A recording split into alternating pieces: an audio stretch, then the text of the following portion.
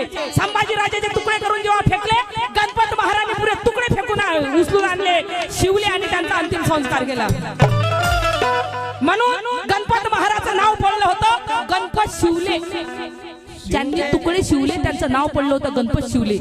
त्यानंतर त्यांचं पुरी खानदान मारून टाकली, पुरं घर मारून टाकलं.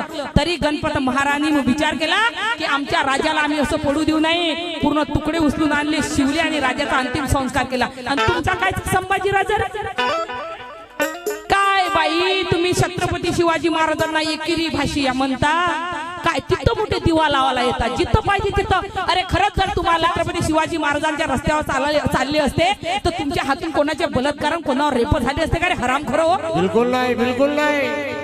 अरे विचार करा, छत्रपती शिवाजी महाराजांच्या एका कार्यकर्त्यांनी एका बाईवर बलात्कार केला तर छत्रपती शिवाजी महाराजांनी याचे 2 पाय आणि 2 हात छाटले होते ते छत्रपती शिवाजी महाराज.